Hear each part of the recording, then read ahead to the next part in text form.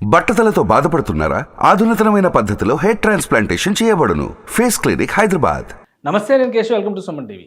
ఆంధ్రప్రదేశ్లో పొత్తులకి సంబంధించినటువంటి అంశాలపైన స్పష్టత వచ్చిన తర్వాత ప్రచారంలో దూసుకుపోయేటువంటి ప్రయత్నాలు చేస్తున్నారు అభ్యర్థులు. అయితే తెలుగుదేశం పార్టీ విడతల వారీగా ప్రకటిస్తున్నటువంటి అభ్యర్థుల జాబితా ఆసక్తికరంగా మారుతుంది. ఇప్పటికీ ఎంపీలకు సంబంధించి 17 ఎంపీ స్థానాల్లో తెలుగుదేశం పార్టీ కూటమిలో భాగంగా 17 ఎంపీ స్థానాల్లో బరిలోకి దిగుతుంది. 13 స్థానాలకు అభ్యర్థులు ప్రకటించారు. అయితే 4 స్థానాలు పెండింగ్లో ఉన్నాయి. ఈ 4 స్థానాలు ఏవేవి, అక్కడ ఉన్నటువంటి తాజా పరిస్థితులు ఏంటి, వీటిని సమీక్షించేటువంటి ప్రయత్నం చేద్దాం. అలానే రఘురామకృష్ణరాజుని ప్రస్తుతం నరసాపురం నుంచి డ్రాప్ చేసినటువంటి నేపథ్యంలో రఘురామకృష్ణరాజుని ఎంపీ అభ్యర్థిగా తెలుగుదేశం పార్టీ ఎక్కడైనా అకామిడేట్ చేయడానికి అవకాశం ఉందా? ఈ అంశాన్ని పరిశీలించేటువంటి ప్రయత్నం చేద్దాం.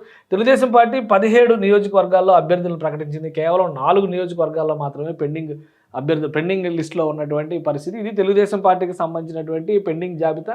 వాస్తవానికి అన్నిటికంటే ముందు విజయనగరం బీజేపీ కోటాలోకి వెళ్తుందని అందరూ ఆశించారు. కానీ బీజేపీ పొత్తులో భాగంగా దీన్ని పక్కన పెట్టేసి రాజంపేట సీటును తీసుకున్నటువంటి పరిస్థితి ఉంది. ఈ నేపథ్యంలో విజయనగరం ఎంపీ సీటు ఎవరికి దక్కబోతుంది అనేటువంటి చర్చ జరుగుతుంది. అశోక్ గజపతిరాజు గతంలో అక్కడ కార్యక్రమాలు నిర్వహించాడు. అలానే ఎంపీగా ఎలక్ట్ అయ్యాడు. ఆయన కేంద్ర మంత్రిగా కూడా రిప్రజెంట్ చేసినటువంటి పరిస్థితి ఉంది. అయితే ఆరోగ్య పరిస్థితుల రీత్యా, వయసు రీత్యా ఆయన ఈసారి పోటీ చేయడానికి సుముఖంగా లేరనేటువంటి సంకేతాలు ఉన్న నేపథ్యంలో గేదెల శ్రీనిబాబు ఇప్పుడు ఆసక్తి చూపిస్తున్నారు. అక్కడ ఉన్నటువంటి యువనేత, అలానే క్షత్రియ సామాజిక వర్గం ఓట్లు ఎక్కువగా ఉన్నటువంటి నేపథ్యంలో ఇక్కడి నుంచి రఘురామకృష్ణరాజుని బరిలోకి నిలిపితే ఎలా ఉంటుంది అనేటువంటి చర్చ కూడా జరుగుతున్నటువంటి పరిస్థితి ఉంది. అయితే గోదావరి జిల్లాల నుంచి ఏకంగా ఉత్తరాంధ్రకి పంపడం వల్ల ప్రయోజనాలు తక్కువగా వస్తాయి అనేటువంటి ఫీడ్బ్యాక్ వస్తుంది. దీనికి సంబంధించి టీడీపీ ఇప్పటికే ఐవీఆర్ కాల్స్ని ఏర్పాటు చేసింది. అందులో భాగంగా కొంతమంది అభ్యర్థుల్ని షార్ట్ లిస్ట్ చేసి వారిపైన ప్రజాభిప్రాయ సేకరణ జరుపుతున్నట్టుగా తెలుస్తుంది.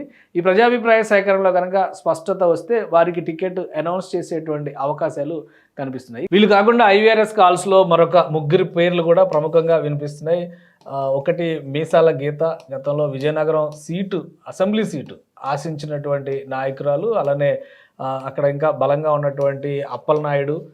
రైట్, ఈ పేర్లను కూడా పరిశీలిస్తున్నట్టుగా తెలుస్తుంది. మీసాల గీత గతంలో విజయనగరం సీటు ఆశించి భంగపడ్డారు. ఇక ఎచ్చెర్ల సీటు కావాలని కోరుకున్నటువంటి అప్పలనాయుడు కానీ, కంది చంద్రశేఖర్ వంటి నాయకుడు కానీ, వీళ్ళ అభ్యర్థిత్వాలపైన కూడా ప్రజాభిప్రాయ సేకరణ జరుగుతున్నారు. ఇవన్నీ కూడా విజయనగరం లోక్సభ సీటుకి సంబంధించి పెండింగ్లో ఉన్నటువంటి అంశాలు. అశోక్ గజపతిరాజు పూర్తిగా రేస్ నుంచి తప్పుకున్నటువంటి నేపథ్యంలో ఈ ఆప్షన్స్ అన్నింటినీ కూడా చూస్తున్నారు. అలాగే కళా వెంకట్రావు పేరు కూడా ఎక్కువగా వినిపిస్తున్నటువంటి పరిస్థితి ఉంది. ఫైనల్గా ఎవరిని డిసైడ్ చేస్తారు అనేది చూడాలి. ఇప్పుడు ఎక్కువ మంది చేస్తున్నటువంటి వాదన, ఇక్కడ క్షత్రియ సామాజిక వర్గం నేపథ్యంలో రఘురామకృష్ణరాజుకి అవకాశం ఇస్తే ఎలా ఉంటుంది అనేటువంటి ప్రతిపాదన కూడా ఒకటి చేశారు. అయితే అది అంత ఫ్రూట్ఫుల్ నిర్ణయం కాకపోవచ్చు అనేటువంటి అభిప్రాయాన్ని అధిష్టానం తెలియజేసినట్టుగా తెలుస్తుంది. ఈ నేపథ్యంలోనే ఈ అభిప్రాయ సేకరణ మరొకసారి ఈ ఐవీఆర్ కాల్ సర్వేస్ అవన్నీ కూడా మొదలు పెడుతున్నటువంటి పరిస్థితి ఉంది. సో ఇది విజయనగరం సీటుకు సంబంధించినటువంటి సినారియో. ఇక ఒంగోలు పార్లమెంటు కూడా పెండింగ్లో ఉన్నటువంటి స్థానం. అయితే ఇందులో పెద్ద డిస్కషన్ చేయడానికి ఏం లేదు. ఎందుకంటే మాగుంట శ్రీనివాసులు రెడ్డి ఇక్కడ మాగుంట ఫ్యామిలీ నుంచి చూస్తే కనుక ఆ ఫ్యామిలీకి పట్టున్నటువంటి నియోజకవర్గంగా మనం దీన్ని చెప్పాల్సి ఉంటుంది. శ్రీనివాసులు రెడ్డి ఆల్రెడీ అక్కడ సిట్టింగ్ ఎంపీగా ఉన్నటువంటి వ్యక్తి. ఆయన కుమారుడు రాఘవరెడ్డికి టికెట్ ఇవ్వాలని కోరుతున్నారు. అయితే అధిష్టానం కొంచెం ఇప్పుడు ఈ ఢిల్లీ లిక్కర్ స్కామ్, ఈ ఇష్యూస్ అని నడుస్తున్నటువంటి నేపథ్యంలో శ్రీనివాసులు రెడ్డినే మరోసారి బరిలో దిగాలని విజ్ఞప్తి చేసినట్టుగా తెలుస్తుంది. సో ఇద్దరిలో ఎవరో ఒకరు వాళ్ళ ఫ్యామిలీకే ఈ టికెట్ కేటాయించేటువంటి అవకాశాలు స్పష్టంగా కనిపిస్తున్నాయి. ఇక కడప పార్లమెంటు స్థానము, రాయలసీమలో అనంతపురం పార్లమెంటు స్థానం, ఈ రెండింటిపైన కూడా పెండింగ్లో పెట్టినటువంటి లిస్టులో ఉన్నటువంటి ఎంపీ సీట్లు ఇవి. తెలుగుదేశం పార్టీ కోటాలోకి వచ్చేటువంటి సీట్లు. కడప సీటు విషయంలో ఒక ఆసక్తికరమైనటువంటి పరిస్థితి. ముందుగానే శ్రీనివాసులు రెడ్డి ఈయనకి ఎంపీ టికెట్ కేటాయిస్తాం అనేటువంటి ప్రకటన గతంలోనే చంద్రబాబు నాయుడు ర్యాలీల సమయంలోనే చేసినటువంటి పరిస్థితి ఉంది. ఇప్పుడు తాజాగా పొత్తుల నేపథ్యం, ఈక్వేషన్స్ అన్నీ చూసిన తర్వాత ఎటువంటి పరిణామాలు జరగవచ్చు, కడప ఎంపీ సీటు పైన ముఖ్యంగా అవతల నుంచి వైఎస్ షర్మిల పోటీ చేయొచ్చు, సునీత పోటీ చేయొచ్చు, ఈ ప్రచారాలన్నీ జరుగుతున్నటువంటి నేపథ్యంలో ఈ సీటు పెండింగ్లో పెట్టారు. అయితే ఐవీఆర్ సర్వేలు ఇక్కడ కూడా జరుగుతున్నాయి. శ్రీనివాసులు రెడ్డితో పాటు మరి కొంతమంది నాయకులకి సంబంధించినటువంటి చర్చ అక్కడ జరుగుతున్నటువంటి పరిస్థితి ఉంది.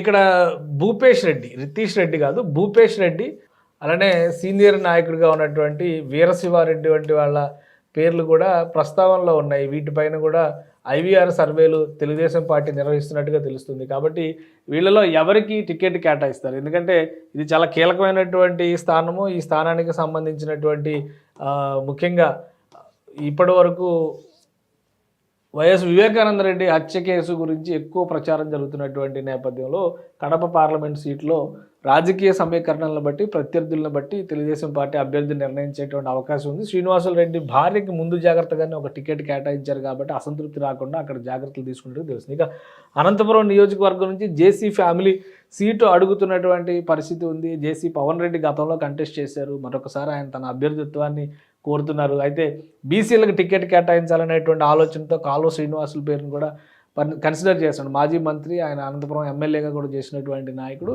సో ఆయన కూడా ఆ సీటు ఆశిస్తున్నటువంటి పరిస్థితి ఉంది. ఫైనల్గా ఎవరిని డిసైడ్ చేస్తారు? మొత్తంగా ఈ 4 నియోజకవర్గాల పరిధిని బట్టి చూస్తే కనుక రఘురామకృష్ణరాజుకి సంబంధించి ఎక్కడా కూడా అకామిడేట్ చేసేటువంటి వాతావరణం కనిపించడం లేదు. కాబట్టి తెలుగుదేశం పార్టీ రఘురామకృష్ణరాజుని అసెంబ్లీకి పంపించే ఛాన్సెస్ ఉన్నాయి. ఎందుకంటే చంద్రబాబుతో కలిసి ప్రయాణం చేస్తాననేటువంటి ప్రకటన ఆయన చేయడము, తెలుగుదేశం పార్టీలో జాయిన్ అవ్వడము, ఇవన్నీ కూడా వీటన్నిటికీ కూడా కార్యాచరణ సిద్ధం చేసుకుంటున్నటువంటి నేపథ్యంలో పశ్చిమ గోదావరి జిల్లాలోనే ఏదైనా ఒక నియోజకవర్గం నుంచి ఆయనని ఇప్పటికే టికెట్లన్నీ అనౌన్స్ చేశారు వాస్తవానికి పశ్చిమ గోదావరి జిల్లాకి సంబంధించి.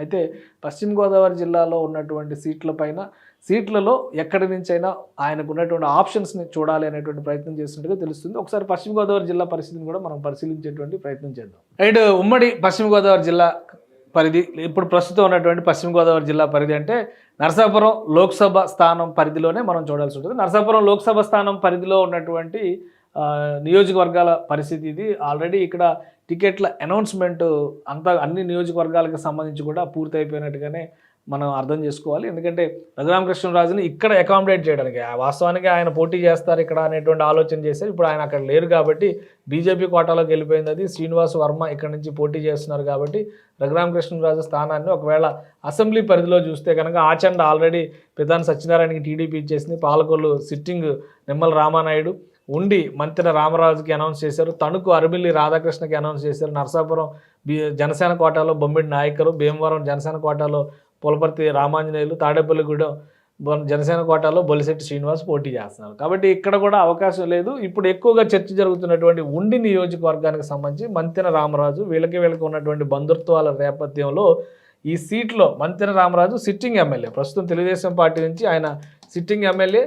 అయితే ఆయన్ని పక్కన పెట్టడం ద్వారా ఈ స్థానాన్ని రఘురామకృష్ణరాజుకి కేటాయించే అవకాశం ఉంది అని దానికి తగ్గట్టుగా ఇద్దరి మధ్య కూడా రాయబారం జరుగుతున్నట్టుగా ఒక ప్రచారం జరుగుతుంది. సో ఒకవేళ ఇది క్లియర్ అయితే కనుక రఘురామకృష్ణరాజు ఉండి ఎమ్మెల్యేగా పోటీ చేసేటువంటి అవకాశాలు కనిపిస్తున్నాయి.